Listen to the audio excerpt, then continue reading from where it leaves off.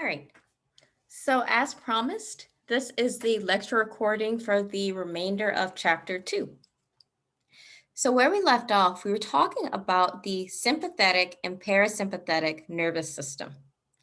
So just as a brief recap, we talked about the nervous system and how it is a message system for the body. We're going to talk about the central nervous system in a minute, so hold on to any questions that you have about that. When we briefly left off, we talked about the peripheral nervous system and how that is broken down into two subsystems.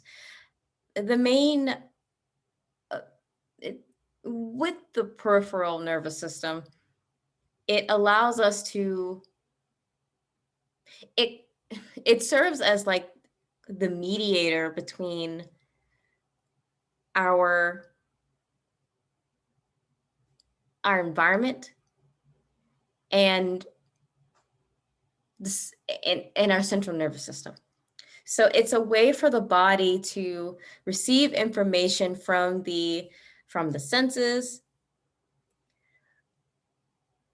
and allows us to respond to in a certain way.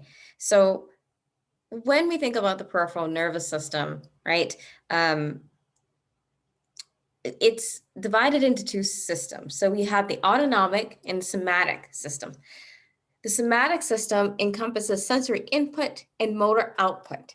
And basically just more so about what type of sensory information we take in and what output, not output, but what muscular action do we engage in. Okay, this is more so concerning our skeletal muscles. Now, with the autonomic system, this is more automatic, something that we cannot control. We can't control our glands. We can't control our organs. Specifically, on average, into my knowledge, we cannot control our heartbeat. Your heartbeat, your heart, specifically your heart. To my knowledge, I have not heard or read of humans being able to control their heartbeat or to control their heart primarily, okay? So when we talk about the autonomic nervous system, we tend to talk about the sympathetic and the parasympathetic nervous system. And so the sympathetic is the arousing system, and the parasympathetic is the calming system. So hold on to that because that's going to be really important in how to distinguish the two.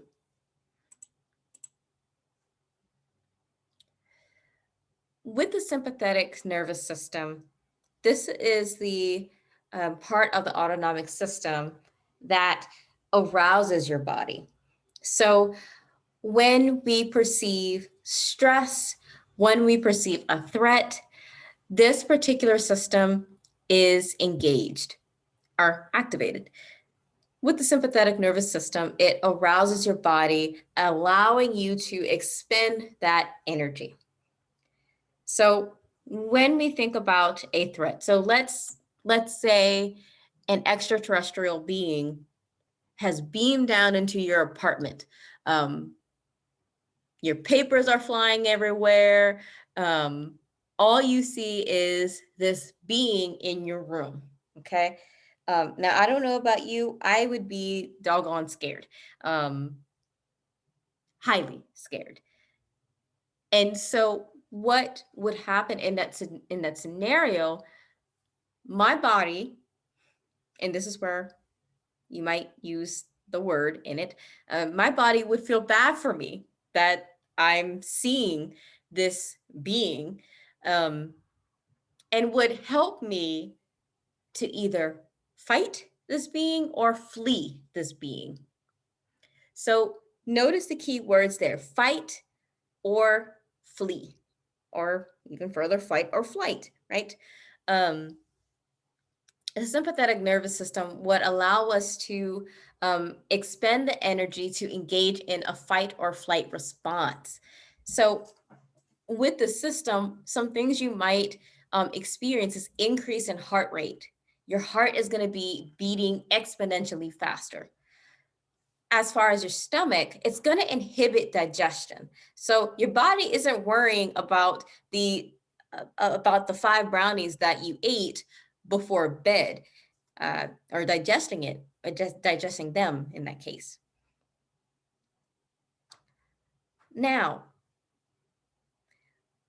when that threat or that stressor has subsided, your body is going to experience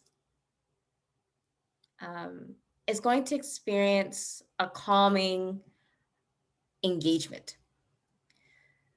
Your parasympathetic is responsible for that. So this particular system allows for those routine maintenance activities to continue, and taking over that control of those involuntary muscles and glands.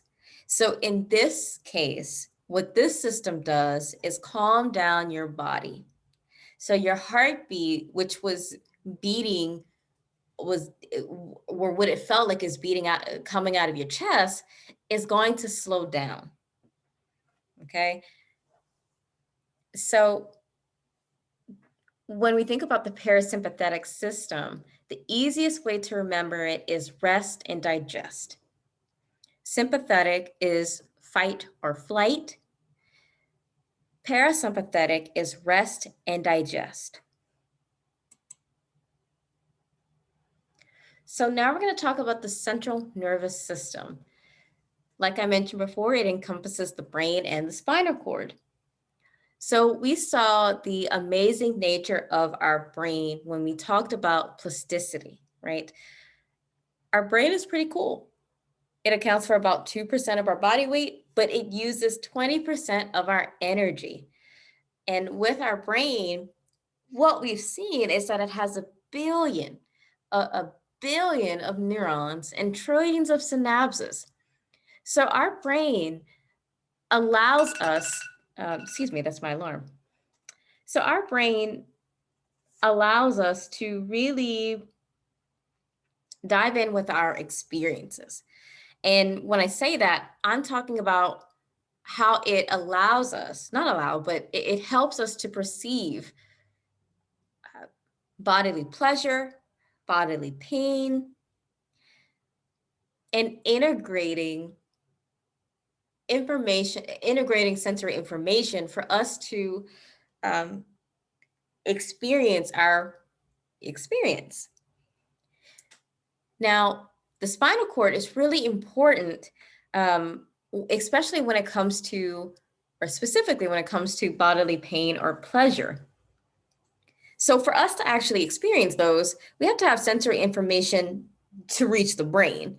And the spinal cord serves as that connector.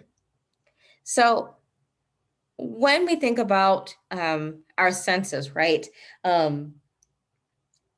When we, let me see here, an example would be me as a child, okay?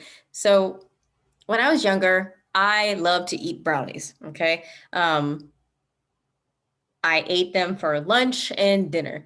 And there was one day where I helped my mom to make some brownies, okay? Now, as a rather hungry, let's see, I was about maybe 7 years old. I was 7 years old when I did this.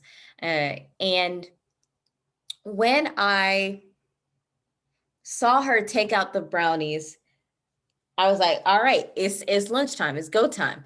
And and without even thinking about it, I touched the pan. I attempted to scoop out those steaming hot brownies that they were just fresh out the oven.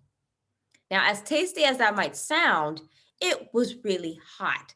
Um, Without even thinking about it, I dropped those brownies before I felt that pain. It was not a good time. I will admit that. Um, but my central nervous system operated in a particular way. So my body received the message about, oh, this is really hot. Drop it. My body reacted before I I did. So that's the cool thing about our bodies, right? Especially about our brain and our spinal cord. We don't give it as much credit as we think we do. So I put up this link up here to kind of put it all together. I know that was rather brief about the nervous system, but if you have any questions, please feel free to um, send me an email if you have any questions. Sorry, y'all. It paused and then kept going. All right, so now we're going to talk about the endocrine system. Now, the endocrine system is another message system within our body. With the endocrine system, the easiest way to remember it, think of it as as the post office, excuse me. Um, whereas you're sending a letter in the mail. Your nervous system, on the other hand, is like sending an email. Quick reaction. The endocrine system takes a little bit, not takes longer, but the hormones that are being secreted into the bloodstream, while they may not be immediate, the response lasts longer. And we're going to talk about how that works. Now, up here, if you look at this picture, you see different types of regions. You have the hypothalamus, the pituitary gland, the parathyroids, the thyroid glands, adrenal glands, the pancreas, the ovaries, and the testes. Okay. So let's see here. When we think about the endocrine system, and this is a spoiler alert for you, okay? The pituitary gland and the hypothalamus are really important. The hypothalamus is almost like the boss of the pituitary gland.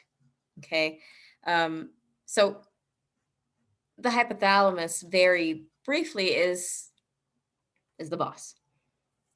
The pituitary gland is the master gland, and this influences the hormone release by other glands, and this includes the adrenal glands. So if we look here, the adrenal glands, they're located right above, looks to be the pancreas, okay? So the adrenal glands are really important for that fight or flight response. Holy crap, wait a minute. Ms. Mercier, you mentioned that when we're thinking about the nervous system, when we perceive a stressor, our sympathetic system kicks into gear. Well, you're right. The endocrine system and the nervous system do not operate separately. They operate simultaneously. Holy crap. This is cool. If you don't think this is cool, it's okay. I'm not going to judge you on it. Please don't judge me for my nerdiness. If you do, I mean, that's on you. The point being is that with the nervous system and the endocrine system, they operate simultaneously, they cooperate. So when we perceive this stressor, there's something going on in our brain. The hypothalamus is really, really important in this particular case. But I don't want to talk about it too much because I don't want to spoil it for you. The point being is that we have parts of the brain that facilitate different parts of the body, in particular our glands. Okay, so our brain is really important when it comes to the responses of our endocrine and our nervous systems. Okay, also something to make note: the thyroid gland, also really important. If you have heard of hypothyroidism or hyperthyroidism, this is basically in reference to the thyroids. Okay. With the thyroid gland, very broadly, it does impact your metabolism. So for hyperthyroidism, it increases the metabolism rate. Hypo, um, decreases the metabolism rate. Even further, what we've seen with hyper ER, um, hyperthyroidism mimics that of anxiety. Hypothyroidism mimics major depressive disorder or depressive based symptoms. So it's something to keep in mind when we think about psychological disorders. And we'll talk more about that when we get to that chapter. But the point being is that with psychological disorders, there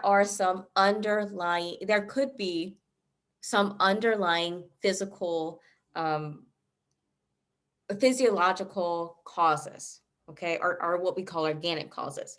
So when we think about the endocrine system and even further with the parasympathetic, when we think about the endocrine system and the nervous system um, and our brain, there's a very interesting interaction. There's a relationship. So the thyroid gland, just FYI.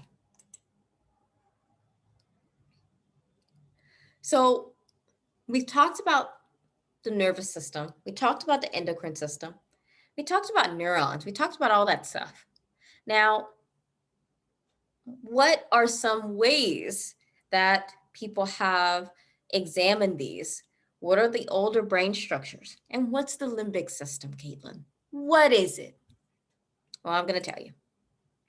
So, tools of discovery. How have we examined our heads?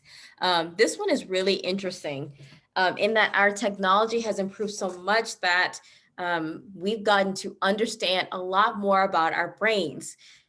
And even further, we've learned what we don't know about our brains. So, with our technology, we've been able to lesion little tiny clusters of normal or defective brain cells to examine the impact on our bodily responses. Even further, to even stimulate different parts of the brain. So, if we used a tool that touched a portion of the front of our brain, what does that do for our thought? Okay, that's just an example. But some machines that really we've used a wide variety, but these are the main ones, the ones that I'm about to tell you. Okay. The first one is an electroencephalogram or an EEG. So, what this is an amplified recording of waves of electrical activity. So, basically, you're just hearing a recording of but of your brain. Um, it's almost like listening to a machine hum. Now, a magnetoencephalography, excuse the magnetoencephalography, okay, MEG. You basically measure your magnetic fields from the brain's natural electrical activity. The positron emission tomography scan or the PET scan, the PET scan. Basically, this is more so like looking at hot spots on your brain. So what you do, uh, you're gonna get hooked up to these little nodes. Okay, you're gonna have little nodes on your head, and what happens is that um, you ingest some radioactive form of glucose. Now, your brain loves that. It's like candy. And so your brain lights up. And during that time, you're going to perform a task. And on the screen, you're going to see like these little bits of these little hot spots. That's a PET scan. Now, an MRI or magnetic resonance imaging, you use the magnetic fields and radio waves to create a picture. And this is a picture of your brain. Now, with a functional MRI, you get to see the blood flow and the brain activity by comparing different MRI scans across time. So, very briefly, this is what this looks like. So up here is the EEG. Okay, so notice how you have the lines. This is the recording. This one up on the upper right, where it's kind of lighting up in different areas. This is the PET scan. If you look at the bottom left, what you have here is an MRI, MRI images. And then right on the right, in the bottom right, um, it's an fMRI image. So notice here with the fMRI image, you have a little bit of red going on here. This is the blood flow, okay?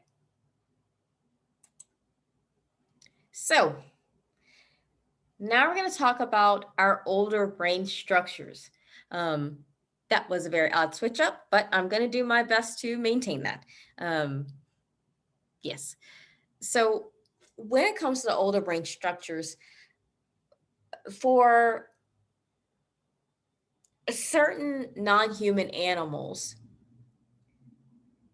their brain structures handle the basic survival functions. So when we think about a shark, sharks would have the older brain structures, basically how to swim, and this would allow it to allow the sharks to swim, eat, and engage in the way that they need to survive. However, with more advanced mammals, and this includes humans, we have the older brain structures. And there's the new brain systems that is built on top of the old. So while our older brain structures handle the basic functions such as like breathing, heart rate,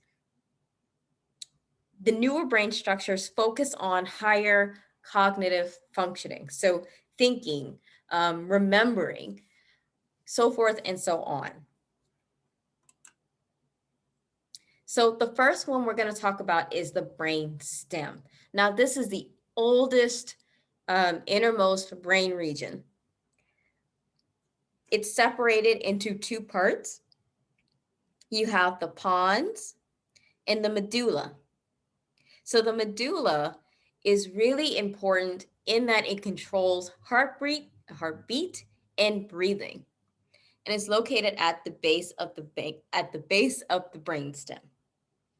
Now the pons is right on top of the medulla. With the pons, it facilitates arousal and coordinates movement. So in the event that the pons is damaged, movement is likely to be jerky. Also further, what we have seen with the pons is that if it were to be severed, there's the likelihood that the person or non-human animal would not be aroused. So they go to sleep, in essence, not go into a coma. So there was a study that was done on a cat where scientists actually severed the pons, and they found that the cat just never woke up. So you slip into a coma.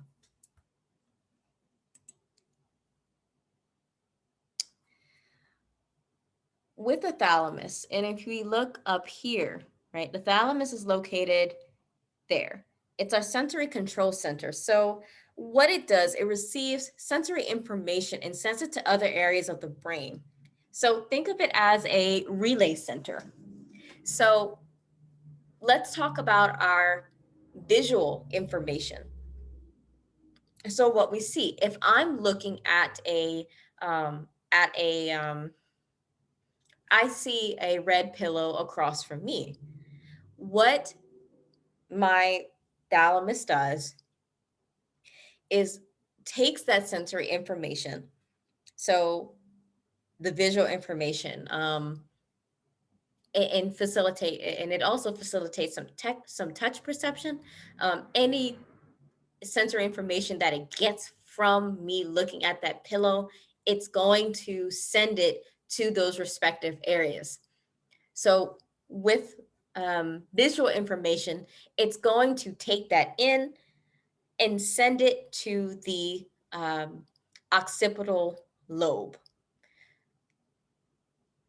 So I just gave away a lobe for y'all. Make note of that real quick. I see information, it is sent to the thalamus, and then it goes to the occipital lobe.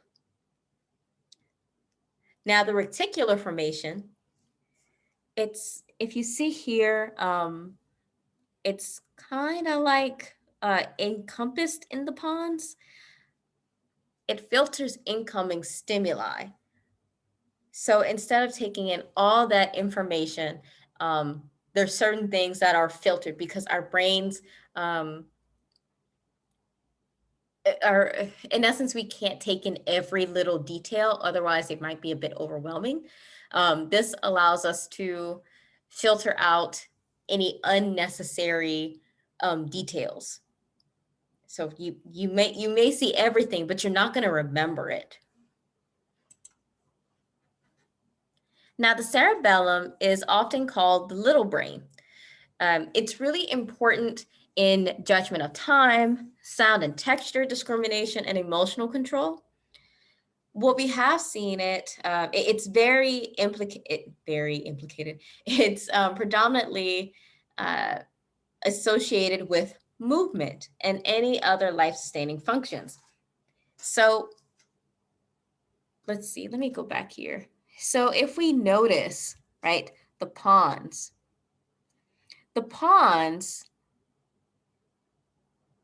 and the medulla, if you look here, you may not be able to see it that well. You see the cerebellum attached or near the area of the pons and medulla. So one way of remembering certain functions, think about where it's close to. In particular for the pons and the medulla, right? If the pons is connected to, or it has some form of connection to the cerebellum, the pons is implicated in movement, okay? That's just my quick tip of the day. Well, I'm gonna have a lot more quick tips, but that's beside the point.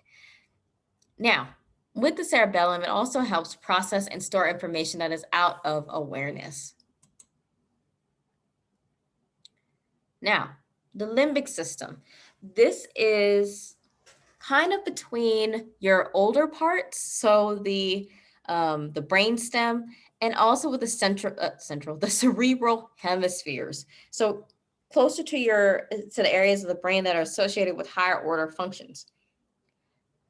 With the limbic system, it's implicated in emotions and memories and our instinctive drives. And these are the main parts of the limbic system. There are definitely more. And for the purposes of this course, we're going to talk about the thalamus, hypothalamus, the amygdala, and hippocampus. Okay, those are the ones we're going to talk about. So the hippocampus, right? This one is, where it is at? The hippocampus is really important in processing conscious memories. In case studies that have been done with people who have had severed or damaged hippocampi, and notice I said hippocampi, because you have to. What we've seen is that people cannot process their conscious memories. And what specific I'm talking about, they either cannot make new memories, or they cannot recall the old memories. Now, something interesting though is when it comes to certain skills, such as writing or walking, people are able to remember to do those if the hippocampus is damaged. Now, this is really cool, and that shows that there are certain memories, certain in that case, I'm using the word memories, but that's not, that's, I'm not talking about the memories where we recall our 15th birthday. I'm talking about memories that allow us to be more, that facilitate automatic functions such as breathing, walking, so forth and so on. With damaged hippocampi, it's not necessarily needed to remember how to write, how to walk. You just do it. However, for like those conscious memories, those episodic memories, right? Episodes of our life, that is implicated with the hippocampus. Okay. Now, if that was a bit confusing, please let me know and I'll clarify. Now, your amygdala, this is linked to your emotions, specifically with fear and aggression. So when we think about our fight or flight response, right? When we think about that, fight or flight is going to be dependent upon how we feel about that stressor, how we perceive it. The hypothalamus is really important for bodily maintenance, homeostasis. So with the with the hypothalamus, right? Remember we talked about it being the boss of the pituitary gland, controlling the endocrine system. So when the hypothalamus activates, we also see the activation of the pituitary gland and then our other glands, so forth and so on. So I don't know if it's becoming more obvious, but once again, our brains are really cool parts of us, in that it can, it allows for this interaction, this awesome relationship with the other parts of our bodies. So now we're going to talk about the cerebral cortex. And when we think about this cortex, this is the ultimate control and information processing center. So it facilitates our higher order functions. And with our brain, it's separated into left and right hemispheres. So there's two hemispheres, and each hemisphere has 4 lobes: the frontal lobe, the parietal lobe, the occipital lobe, and the temporal lobe. And each lobe has their primary functions, but I say that, and I say this with caution. While a lobe might be responsible for a certain function, these lobes are implicated with each other. Okay, so you might have damage in one lobe, and you might see a different response in another lobe. So it's going to make more sense when I talk about the functions for these lobes. But first, we have to talk about our brain and how it is split. So when we think about our brains, it's split into two, where it's held together by our corpus callosum. So our corpus callosum is like this thread-like structure, these fibers that connects our brains to both hemispheres of our brains. So it allows us, allows each side of the brain to communicate with the other half of the body. So when we think about our left side of the brain, right? The left side of the brain controls the right half of the body. The right side of the brain controls the left half of the body.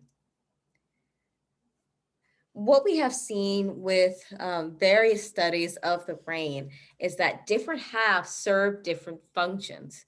And we coined this the lateralization of function. So I have terms to know because these are really important for your exam and even further for your final. So please make note of these specific terms. So we talked about the cerebral cortex. And basically all this is a thin layer of neurons that cover the cerebral hemispheres. Your frontal lobe, if we look here, it's involved in speaking, muscle movements, making plans, and judgment. Um, Something to make note and something that's really interesting. The time that it takes, your frontal lobe is the last part of the brain to develop. So when we think about our teenage years, these might be really interesting, right? Um, in that you have that you have a very ageist like saying about teenagers that teenagers are dumb, right? That's not true. As far as biology is concerned, the frontal lobe is the latest, is the last part of the brain to develop. So as kids, as teenagers, the idea that teenagers make stupid mistakes, it, how do I say this nicely? Part of it can be explained by the development of the frontal lobe. So that's an FYI, but we're going to talk more about that in chapter 5. So that was just an FYI. Now, your parietal lobe receives sensory input for touch and body position. Occipital lobe, you get information from the visual field. So I mentioned before, looking at the red pillow. That information enters my eye, goes to the thalamus, and reaches the occipital lobe, okay? Your temporal lobe, information that it receives information that comes from the ears, okay? Very implicated in hearing.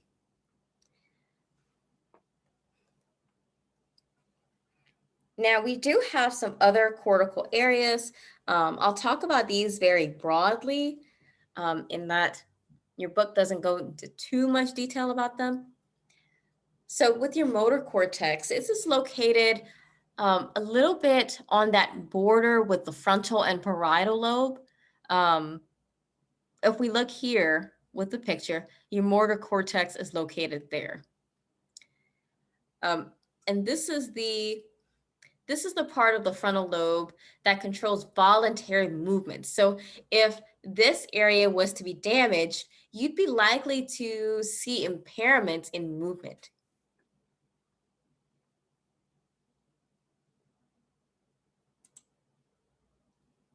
Your somatosensory cortex.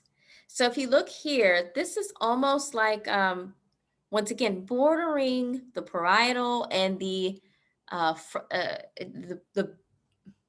front of the parietal lobe and the back of the frontal lobe.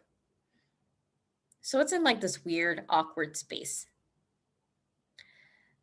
With the somatosensory cortex, it allows you to register and process body touch and movement sensations. So the more sensitive the body region, the larger the somatosensory cortex area that is developed to it. So this is what these look like. So when we think about these, when we think about the somatosensory cortex, as far as input, the left hemisphere section gets the input from the right side of the body, okay? With output, for the motor cortex, the left hemisphere section controls the body's right side. Okay. Now, we do have some research around association areas. Now, these areas are implicated with higher cognitive functions, so speaking, thinking, learning, and planning and remembering. And if you notice, for these non human animals and this human, um, these association areas are rather different. For this association area in a mouse, this would be a lot smaller given that mice, they don't speak. They speak mice language, but what we consider speaking, they do not speak. Same thing for a cat or chimpanzee. But notice that they do have greater or larger association areas. Okay. Now, when it comes to association areas, what we see with damage, this results in different losses. Okay. So now I'm going to share with y'all the case of Phineas Gage. Phineas Gage, prior to his accident, was a very likable human. In an accident, an iron rod shot up through his left cheek and out of the top of his skull. And so, what was damaged was his frontal lobe. And after that accident, what was found is that he became to be irritable, profane, and dishonest. So, with Phineas Gage, with researchers, they were astounded. They were astounded by him, and they wanted to study him. And this is the case where we see research be rather exploitive. Um, and some people wanted his body to dissect to see what was going on with him. Well, he had a rod shot up through his left cheek and out of his skull. Um, while people have facilitated uh, his personality in that area, I don't know about y'all, but I'd also be irritable if I had like a um, if I had like an iron rod come out my head, I'd be very irritable as well. But the point being, with Phineas Gage, remember we talked about the frontal lobe being implicated in judgment, planning, um, as well as to some extent inhibitions. What we saw with the damage to his frontal lobe was that these functions were disrupted. So, in being socially inhibited or socially um, or being adaptive to social etiquette, Phineas Gage did the complete opposite. Uh, and his injuries have been heavily implicated in his change in personality. So I mentioned earlier the corpus callosum. If you look here, that's exactly what this is. These fibers in the middle. And what they do, or what the corpus callosum does, it connects the two brain hemispheres. It allows for communication from one side of the body to the other. Should this be separated, what you would see is, well, as obvious, no communication between those parts of the brain. So for people with severe epilepsy, it has been severed and it inevitably stops the seizures. Now, while personality and intellect are not affected too much, each half of the brain can't communicate with each other.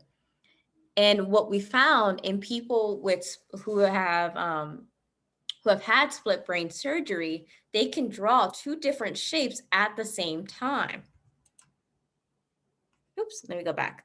So this is really interesting, and I highly encourage y'all to look up videos about split brain with doing these tasks.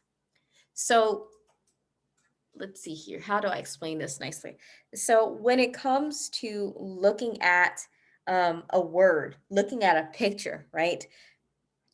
What a person will see. If you had a person who had an intact corpus callosum, they'd see the picture, they see the object. Um, they would see, let's say on the screen, if you had the word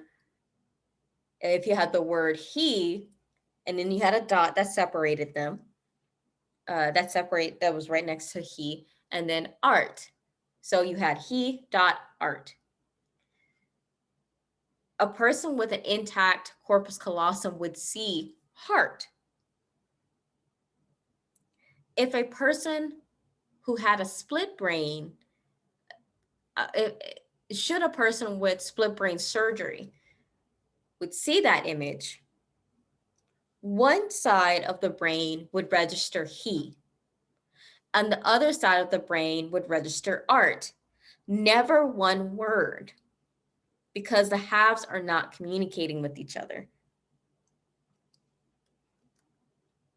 So I included this because this seemed really cool. Um, when we think about handedness, this is an interesting thing.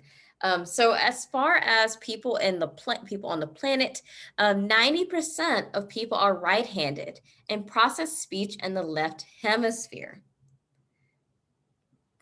Now, something that I do want to make note, um, as far as handedness, uh,